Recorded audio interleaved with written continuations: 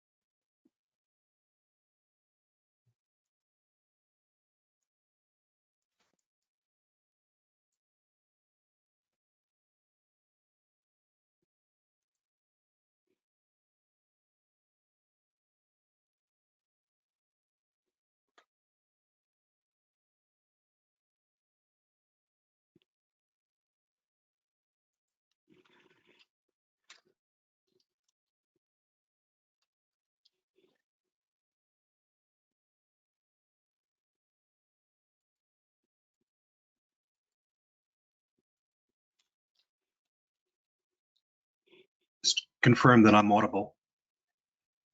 Yep, you are now. All right. So I was saying, I think that review your collection and update the metadata. I'm just going to leave this here because I have a feeling something about presenting from a Google slide messes my connectivity. The key information, of course, is the name of the organization, and also on the metadata for any content on LHI. If we go to, for instance, just a random piece of content, in addition to having the organization that you are with, in this case, this is just a test one, so it's wrong. But the value in this slot here, there's also a page where the URL is posted. And this is optional until you make your interview live, but once you make it live, it's required. And it's very handy to the LHI support team for them to have a value there so they can see where users are accessing your interview from. Claudia asks, when you send requests for assistance, when you do a support request, if possible, provide the link, the 4-digit code that every interview module on LHI has. If there's a specific account that was using it when there was a problem, the account name is very handy. Sometimes that information comes through automatically, but not always, and it makes it a lot easier for the support folks to track down what's going on. There's been a recent issue around PDF documents, assemblies not rendering properly. And it looks like that's due to an issue with Macs, which have an outdated version of Adobe Acrobat or perhaps some alternative technology. So ordinarily, that's not an LHI issue, but be aware that if you have users using Macs, especially outdated ones, there may be some problems with PDFs from any source, LHI or otherwise. And also, there's now a new report to pull statistics on a weekly basis. And for that and other topics, you can email Claudia. There is a presence of Pro Bono Net and LHI at the NLADA conference starting the week of November 9th. And there's going to be a session on domestic violence workflows. So that's the story, I believe, as far as general updates. The next call of this sort, we're now on a bi-monthly schedule. will be on December 14th.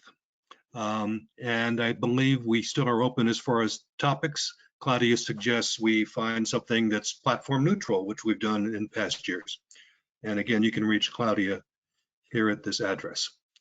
I'm going to switch over to our presentation, unless Bart, you have anything to add or say that may have happened while I was momentarily offline?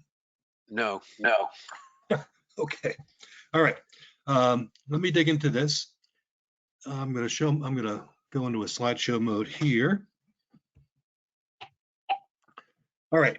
So today's session really is to quickly remind folks about PDF templates and their wonderful features and interesting challenges. I've got a good list of existing resources about them on LHI, a couple screens down. These slides will be available on the Resource Center. I'm going to show a quick example of a complex interview being used around the state in California that has a lot of these issues in it. Then we're going to deal with two special topics. One is, how do you deal with overflows in a PDF template where you've got a fixed field and the user gives you more words or letters than will fit in the available box? How do you handle that? And Bart is going to show some examples of that. And we'll wrap up by showing you a new feature, a relatively new feature on LHI, which enables you to present an interview to a user, and once they are done and assemble their document, you can elicit their signature via a squiggle, with a mouse or a keypad on screen, and put that signature into the assembled document to generate it in assigned mode. And then we'll have some time for questions. So I think most of the people on this call have had some experience with creating PDF templates. Very briefly, you do this using the companion program to HotDocs Developer called HotDocs Automator. And just like you can automate a Word document with variables and logic, you can do the same with a fixed format PDF form.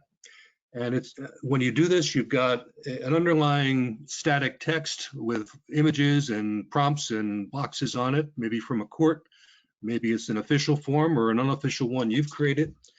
You then can draw fields on top of it, associate variables, traditional HotDocs variables and computations. And you can set conditions on fields so they display or don't display, just like you would include a paragraph or not include a paragraph in a word processing template.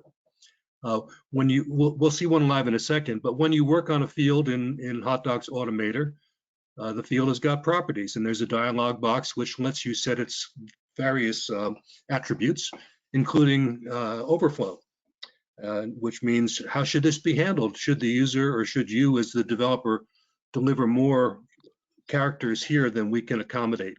What are the various strategies for doing that? And then you can group your fields so they can be scripted to run on and just sort of continue on with the content in a different location. You can create very complex tables to handle repeated information, and on and on and on. There's an awful lot of power in the HotDocs PDF automation tool. A big preliminary question, of course, is when does it make sense to use PDF versus Word or RTF or DocX? And these are the main differentiators. First of all, where does the user consume the result? If it's Word, RTF, of course, or DocX, you're consuming it in Word or perhaps Google Docs or some other word processor. If it's PDF, you're consuming it in Adobe Reader or some other Acrobat PDF style reader. You author in different places. In Word, you author in HotDocs Developer. For a PDF template, you use HotDocs Automator. They share a lot of common features and they work with the same set of variables and components, but they present different ways to interact with your work product.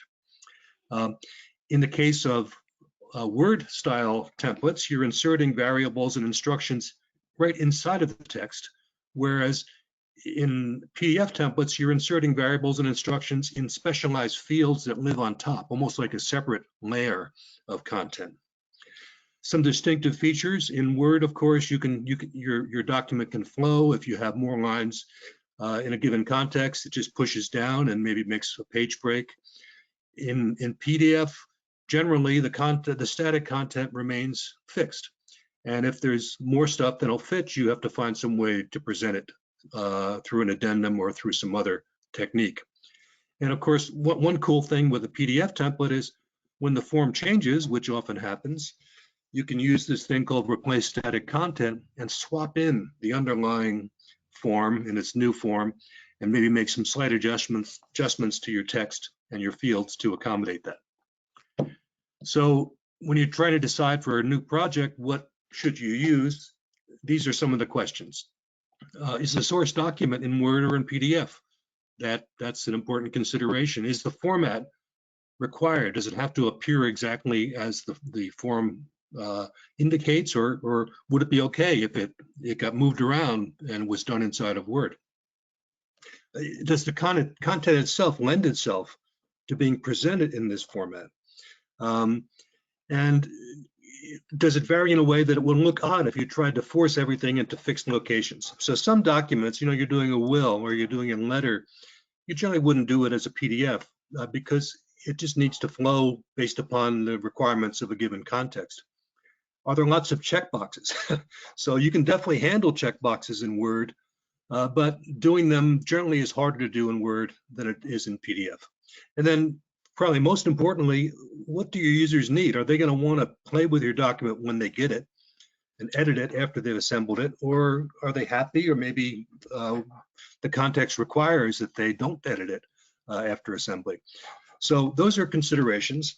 As everything, there are trade-offs. PDF is better usually for accessibility, right? Because almost every workstation can handle a PDF output. Some users may not have a current version of Word, and if they're using WordPerfect or some other generic word processor, it may not assemble properly. On the other hand, you can't edit PDFs generally unless they've been made fillable. That's a whole other topic. But if you want people to be able to edit either the form or the answers, RTF or Word in general is better. Which one is easier to author in? It really depends, a long conversation, but depending upon the characteristics of your project, one or the other could be considerably more easy, and that may push you over. Word, of course, can be much more dynamic. You can suppress irrelevant material more easily and expand to fit, whereas generally in a PDF form, what you see is what you get, and you just have to leave things that are irrelevant. And then lastly, e-filing. Most e-filing systems require separate PDF files as an output, and you can't generally file Word, so people have to go into Word and create a PDF out of the Word, and it's an extra step. So many challenges in doing this. The forms can change. Fortunately, if it's a PDF, you've got this replace static content tool in HotDocs, so you can pull it in. There are some issues about the order in which pieces are assembled, depending upon what techniques you use. Sometimes you have very complex tables in a form where a logical row is actually split across more than one physical rows on the table. HotDocs gives you really great tools to handle that, but it does require some extra thinking and hacking.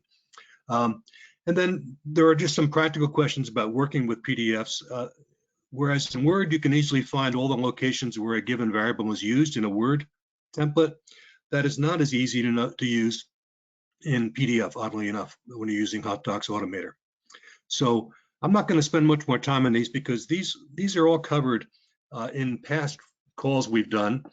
This is a roundup of previous sessions Bart or I or others have done over the years on automating PDFs in connection with LawHelp Interactive. There are some advanced tutorials on the HotDocs site itself, and the help, of course, for a developer and automator is quite comprehensive.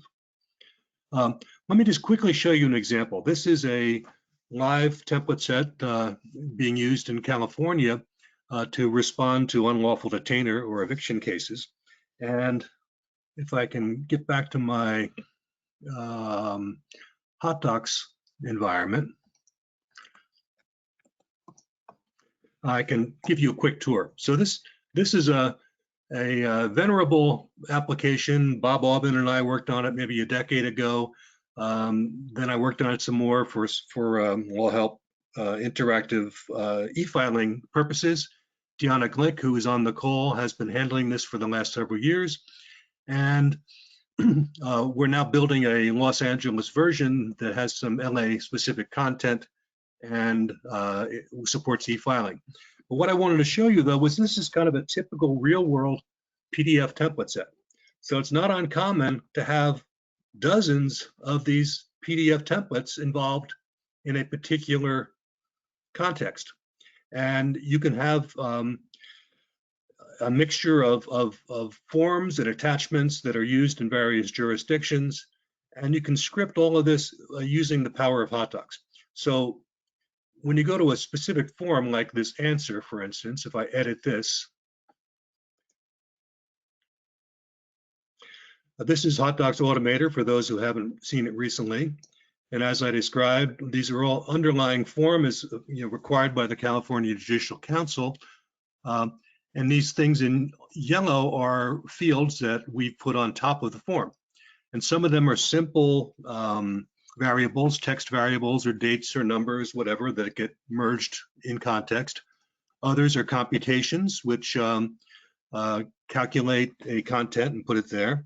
And each of these fields has got an associated field properties box, right, which controls things like what's the variable in use, are there any conditions for its inclusion or not? And here we get into all the things you can do with it. You can control how it's displayed on the screen. You can specify the fonts and actually handle things like creating barcodes and inserting images. Again, I'm just touching this for reminders of those that haven't done it. We'll get to this overflow thing in a second, which is how do you control the behavior if the user provides content that won't fit? And you'll see there are some opportunities to shrink your answer down to some minimal font size, and alternatively, or send the answer to the addendum. So I didn't want to spend much time here, but I just wanted to show you that to give you a flavor of how complex and rich these things can become. The things in blue here are checkboxes, right? So these again are just specific fields that are checked or unchecked, either based upon a user answer or based upon some logical condition. And you can handle all that. And then at the very bottom of any given, you can put it anywhere, but anywhere in a form, you can insert other forms or attachments and conditionally include things that may or may not need to be associated with this document when it's assembled for a given case. One last thing to show you here, if I go to the top level, the top form in this particular context, you'll see this has got a few simple fields on it, the familiar yellow ones, but it's got a bunch of these green control fields, which either insert subforms or assemble them as separate files. And this one particularly is designed at the moment to be able to flexibly handle either e-filing or not e-filing. So if I am e-filing, I have to create separate files for all these different things that may be appropriate in a given case. Whereas if I'm not e-filing, I'm doing it on paper, I can insert them all so they become one large concatenated PDF file output. Okay, let me stop there, get back to the PowerPoint, and continue briefly. So I'm going to set this up for Bart to take over. So again, overflows, lots of built-in power. You can shrink them to fit down to a minimum font size. Usually 6 is about the smallest you want users to have to struggle with. You can send all or part of the answer to an addendum, which Hot Docs will dutifully create for you. However, you generally want to avoid any kind of overflow because first of all, if it's an automatic addendum, it can be ugly and it may appear out of place in the sequence of pages the user gets. And it's just much simpler if you can squeeze it onto the form in some fashion. So 4 solutions that we've mentioned before. One is to maximize the field size. Make sure you got plenty of real estate on the form. Use up as much as you can and minimize the minimum font that it'll shrink to. You can add one or more other fields that'll just sort of take the text and spill over right on the same page. I think Bart's going to show an example of that. You can and probably should advise users, hey, really, keep this to 100 characters, or, don't use so many words because this needs to fit into a small box. You can do that in the interview when the user is answering questions. And then finally, you can create a custom addendum. So you can notice the fact that the answer to a particular field is too long, and you could handle creating a beautiful separate page to deal with that scenario. And that's generally much more elegant than the built-in one. So Bart, I'm going to let you take over. Feel free to grab the screen and do so. Okay. Let's see.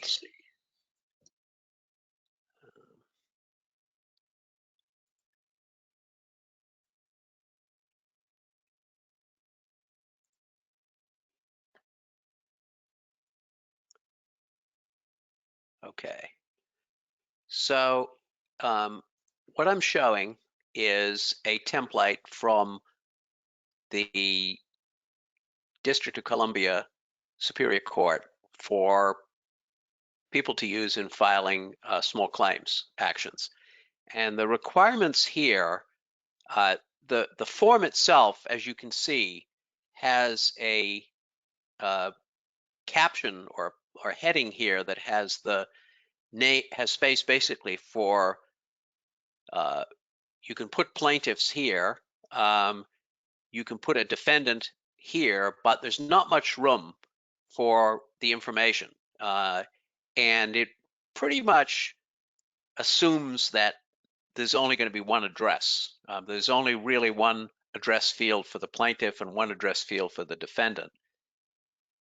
And so one of the first questions that comes to mind is, well, wait a minute, there can be multiple plaintiffs and also multiple defendants. So that's one issue to deal with. The other issue is that the court wanted the ability to have the plaintiff request different methods of service, and also to request that the defendant or a particular defendant be served at more than one address, and to have different methods of service at each address. So I'll show you the interview for this really quickly, and then I'll burrow down a little bit and show how this was built. So I'm going to do a test assembly here, and I have an answer file all ready to go, and I haven't answered all the questions in the interview. I've just answered the ones that we need to show what the how it works. So I've got two plaintiffs, and I've got their address information, and I've got two defendants, and I have specified addresses and methods of service. And I can say here that I want, I'll say here that for this first defendant, I want to serve him at a different address. So here's my second address, and I will say I'm going to serve him at 1600 Pennsylvania Avenue in Washington, D.C. And I'll put in a phony zip code, and I will say I want to have a certified mail and also registered mail service at this address. So now I can do a preview of the form document to show you what it's going to look like assembled. So I've got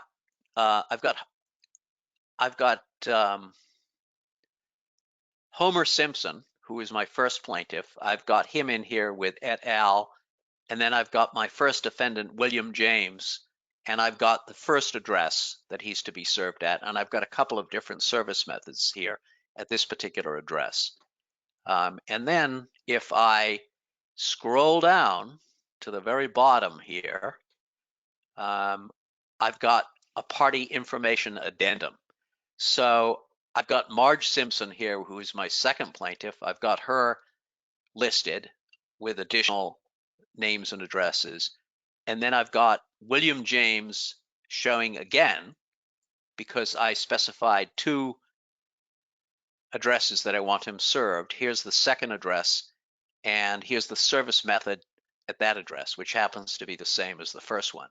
And then I've got a second defendant here who also didn't fit on the first page. So I'm showing here her information and her address and the service methods on her. One thing you'll notice on this form is that they provide a space for the name and address of a defendant, but they don't provide the space for service methods here on the form. And so we created a field at their request. We created a brand new field because what they told us was that the clerk's office, they like to be able to take a glance at the complaint and see the service methods right here. They don't mind having the service methods for a second address or for a second defendant show up in this addendum. But in those circumstances where there's only one defendant and one address, they wanted to see the service methods right here. And I think it may have something to do with the fees that the plaintiff has to file when they file their complaint. They may have to pay a fee for some methods of service. So that's basically, and I'm going to save my answer file here. So that's basically a demonstration of how it works. And then I'll give you a little bit of a peek into under the hood as to what's happening here. So there's a control field here. Well, let me go here. There's a control field here. Take a look at the field properties. And this field shows content if there's more than one defendant. And it just has static text that says, see addendum for a complete listing of defendants' names and addresses. And there's another field over here that does the same thing for the plaintiffs. So if there's more than one plaintiff, it's going to list all of them. It's going to list the additional ones. And then let me open up one of these. So this has a computation. And this is, it's a little complicated, but basically you'll see that it's using bracketed notation so that it's going to always be the first defendant's name is always going to appear. Sometimes you have a table where you need to have it overflow to a custom addendum. In that case, you can do a repeat and filter the repeat on the counter being equal to or less than the number of repeats that will fit on in that particular table. So now if I go down to the very bottom here, there is an inserted template called Small Claims Custom Addendum. Let's open that up because this is not always needed. So if we go to the field properties of this field and look at the conditions under which it appears, this appears if there's more than one plaintiff, or there's more than one defendant, or there are multiple addresses for a particular defendant. So those are the conditions under which it gets inserted. And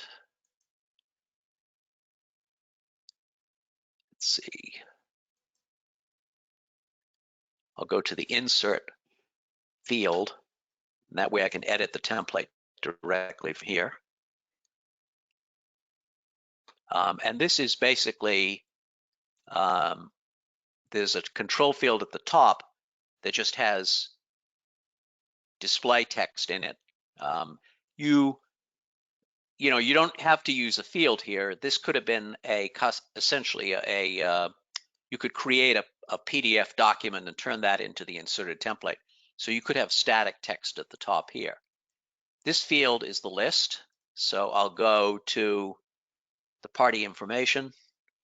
And this also is pretty complicated because it has to figure out whether there is if there are additional plaintiffs or additional defendants, or if there are multiple addresses where the one defendant needs to be served. Typically, this kind of addendum would have a filter on the repeats, but this particular one just uses if and if logic.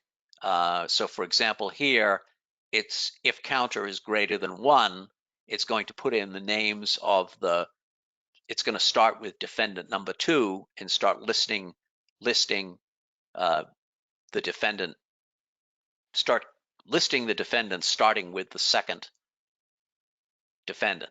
And this section in here above, right here, this handles the situation where there is the first defendant has multiple addresses where they need to be served. So it checks to see, is this the first, are we talking about the first defendant? And do we have multiple addresses where they need to be served? And if they do, then it goes into all this scripting that inserts all the information about where they're being served, the other addresses, and it handles up to the system handles up to 3 addresses total. It does not handle any more.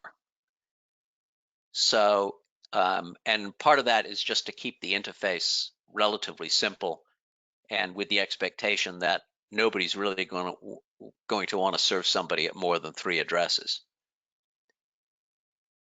The basic idea is that you start by listing plaintiff number 1 and defendant number 1 on the main form, and then this scripting here basically lets you start adding additional information if it exists. And again, template, inserted template, is only inserted if we need to. In other words, if there are more than one party, more than one plaintiff, more than one defendant, or more than one address for the one defendant where it needs to be served. And that's kind of it's a relatively simple example of how custom addenda can work. The one area where which is difficult is if you have a field on the form that is too small for the information that's needed. And there are a couple of different ways of handling that. One is to just take up some additional space.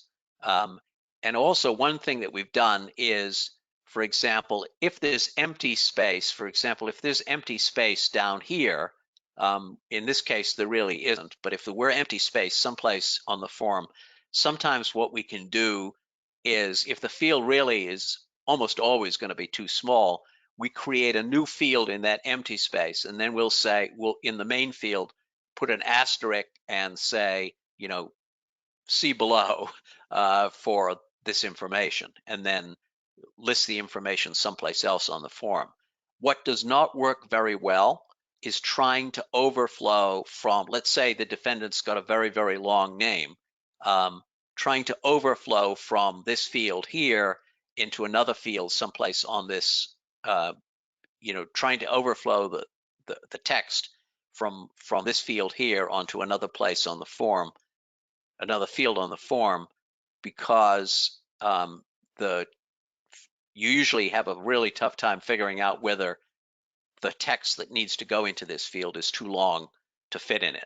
But sometimes you can just eyeball a form and it's got a tiny, tiny field. The person who created the form really was not thinking clearly about what information needed to go there. And in that case, the trick of using a separate field, or you can even put it, up here, wherever the court will let you put it. And they usually, this particular court, they're not too sticky for the most part about where things are, as long as they're readily available and visible to the court personnel and judges.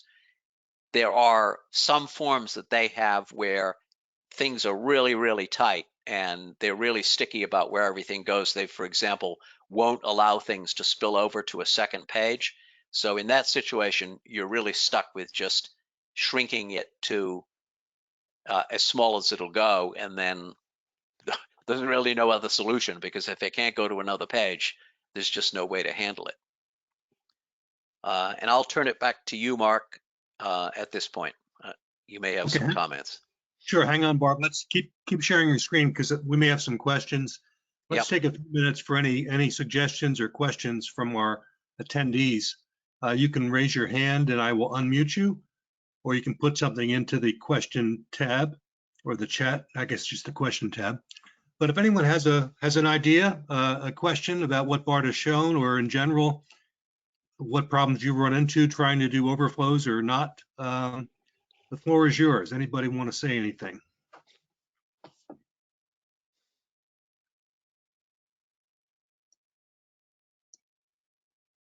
I'll wait a minute or so. Bart, this is really interesting. I think you mentioned you've had some other examples where you've just stuck fields in various locations right on the same page.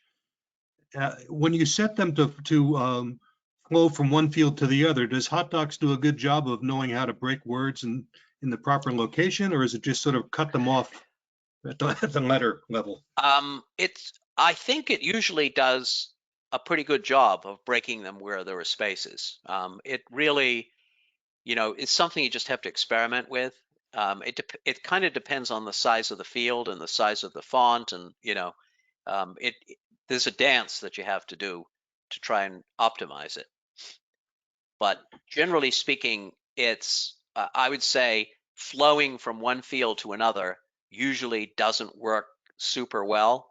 And what you're usually stuck with is just leaving placeholder text in the original field and putting all of the text in another field.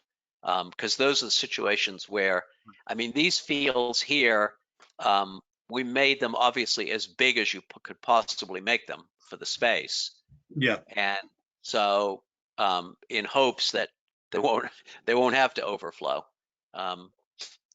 And generally speaking, I mean, we've never had a complaint about it, but I mean, a lot of these forms, I think one of the problems is that when we raise the issue of, gee, nothing will fit, the reaction from the court is, well, people usually just write any place on the form. So, Right. Yeah. We've adopted sort of the philosophy that means that if we can find some place to stick text that it needs to go where it needs to go, we'll try to stick it there. I mean, this one is fairly tight. There isn't a ton of extra space, but sometimes there'll be a lot of white space.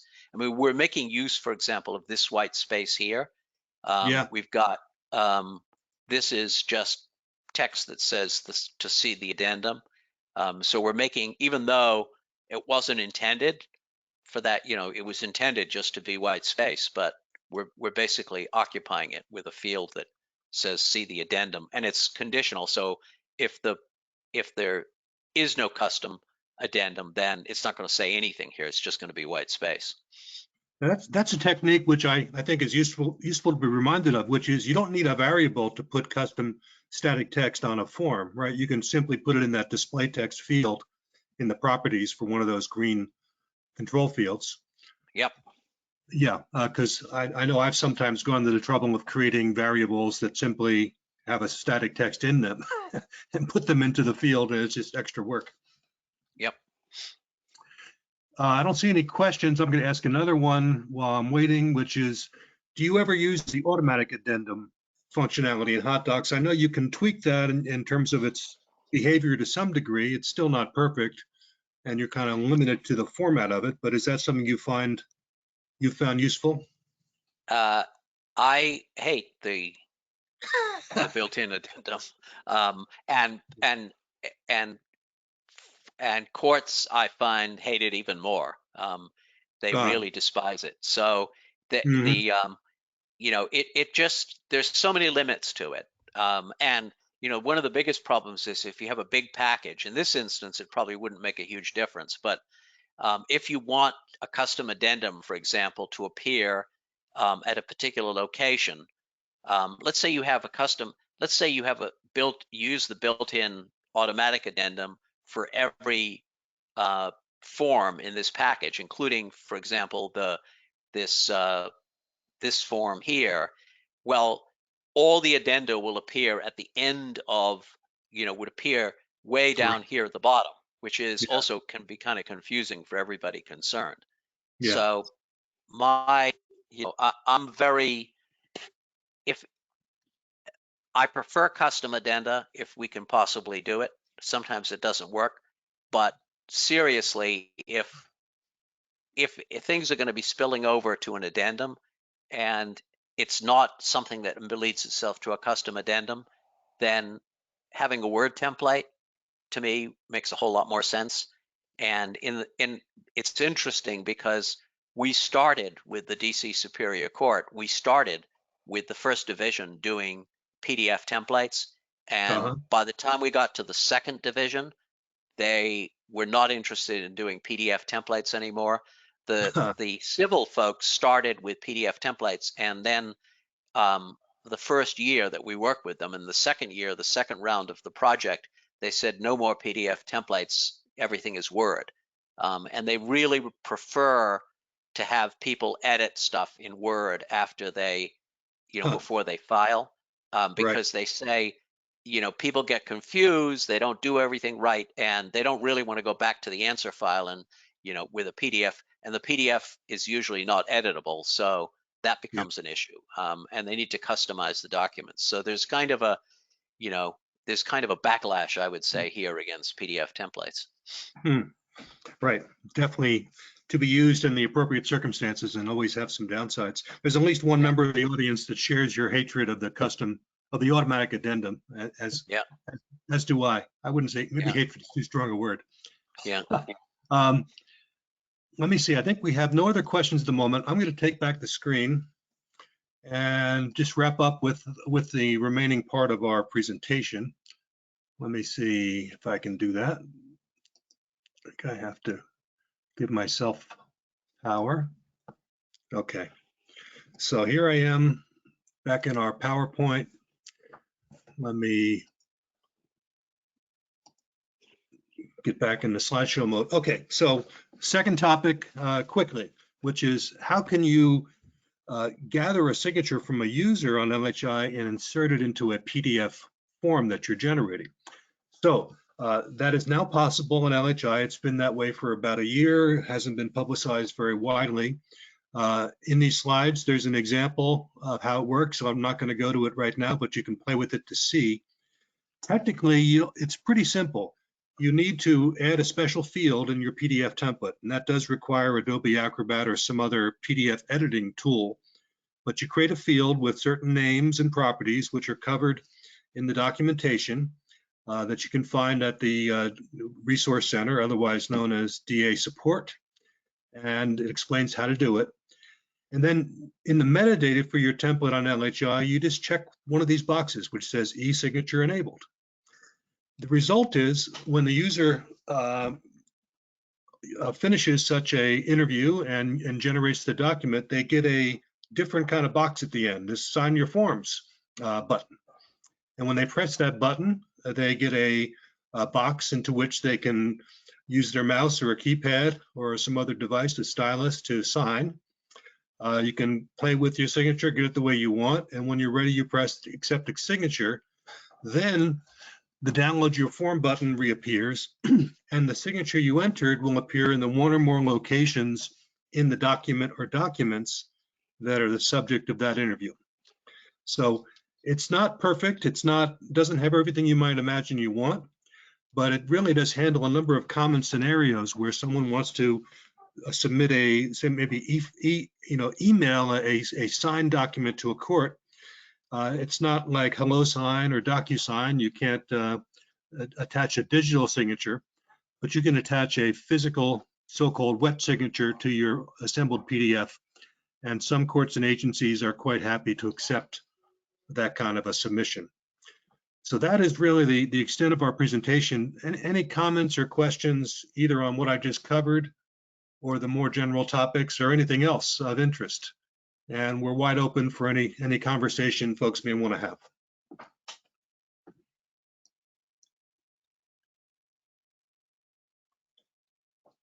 I'm just going to watch the attending list for a second to see if anybody raises a question. Yeah, I think Brett appropriately says this is more of a damp signature than a wet signature. So it's a partial solution. We've talked about, obviously you can put a signature date. That can just be a traditional hot docs field. You can elicit the user's initials and insert those in various locations if that's important. But if you want to have an actual human-like squiggly signature, right now this is one way to do it on LHI.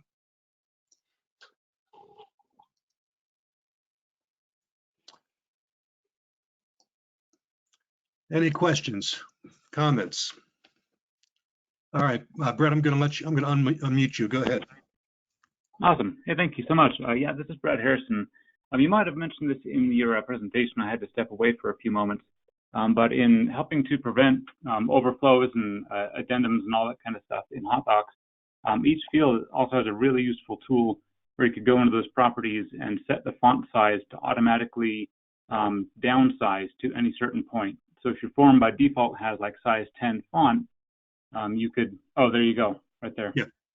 Yeah, for sure. All right. Nope. Yeah, it's a good reminder, and you can change the font style and size down to almost any imaginable number. I think make us down to 2 or 4, but 6 usually is the realistic one, and that'll handle that. Yeah. That often will handle most scenarios, right? But it's when they. Oh yeah, I found it very helpful. So, Okay. All right, yeah, thanks. That must have been when I stepped away. Sorry about that. Not a problem. Thank you, Brett. Let me unmute Matt. Let me see, Matt. You may be self-muted. Matt, if you want to say anything, you appear to be self-muted, so. Okay, hello. There you are. Okay. Sorry about that. I was clicking on the mute button furiously and nothing was happening, but with Me a too. little work, I figured it out. Thanks. Thanks for this presentation. I had a question about the built-in e-signature capability. Yes. You showed that example there where it can put the signature back in just from the LHI download page, but right there to the left, I see there's the date field. Is there any way to make the template smart enough to, realize, oh, there actually is a signature here, and so I am going to put today's date there? Or how would you update that otherwise? That's a good question. Quick answer is I don't know. You can definitely put a date field here and have it default or be set to today's date. I'm not sure there's any way for hot docs to know whether there is a value in this graphical field. So don't know. I mean, you could just enlist it from the user at the end of the interview. Do you plan to sign this today? And if they say yes, you can insert the date here, and then count on them to go through the right process to give the signature. And the worst that happens is they get a document with a date but no signature, and then they have to print it and sign it manually, right? Yeah. Okay. Thanks. But yeah, I have a feeling we're all just kind of learning how to deal with this new world of e-submissions. We have full-featured e-filing right now. It's limited to New York and California, a few specific contexts where there's none of this kind of, somewhat clunky graphical, squiggle signatures, but you actually sign by agreeing digitally that your submission is you, and it gets submitted to the court as such as a proper e-filing. But that is still a subset of our user experiences. Yeah. Okay. Thank you. I think the courts have not really caught up fully to the real world when it comes to signatures. If you use TurboTax to file your return electronically, you don't physically sign the return, and you don't even, squiggle with your mouse. You just type your name and social security number and it says you've signed the form. So, and I think courts need to kind of get with some reality around signatures. Exactly, and there's a wide variety of policies and rules across the country, even across the counties, and even across courts in a given county. So it's a tricky thing to manage. But we have a few tools, and they're growing for handling how LHI users can interact with those systems. Any other questions or comments? Feel free to say or ask anything. I see Sun Kim is raising her hand. Let me unmute. You're unmuted, Sun. Hi, sorry, I missed, I was on another call and then I missed half of it. But one of the bigger problems is I work for a court system. So one of the bigger problems is that we do have a notarization requirement by statute, which means that, you know, even if you do sign it and it wasn't notarized, the court will not take it. So signature is great. And I agree that the courts need to get on it, but changing statute for something like that is like pulling teeth. And it's just, I am just as frustrated as everyone else, if not more probably. But you know, there are certain cases where notarization isn't required, but there are just more cases where notarization is required. So. Yeah, and I'm not aware of any efforts to make LHI do e-notarization. That's a whole other world. Yeah. But I guess we can help people understand the rules at least and give them everything they need. Then they can take it physically to a notary or deal with it offline. Yeah, and honestly, one of the biggest issues I've heard about for like the last, I don't know, a very long time I've been doing this is that, you know, people will sign it and not realizing that they have to sign it in front of a notary. And so, you know, one of the things I do in my own documents is I put like a big sort of you know, borderline message right above the signature line that says, stop, don't sign anything unless you're in front of a notary. And that does help, I think, but people don't read. And they don't stop. And so you do what you can, so. Exactly. Okay, any other questions or comments, ideas, preferences for our next call in December? Any sort of platform agnostic ideas for things to include? We're open for your comments. Claudia can be reached at any point, or Bart or me. If you have any technical issues about how to do PDFs and overflows and signing, feel free to reach out. I will post these slides in the appropriate place so you can access them if you like. Any closing thoughts, Bart, or anyone else? Not from me. All right, I think we're good with today's call. Thanks for your attention, and keep on trucking.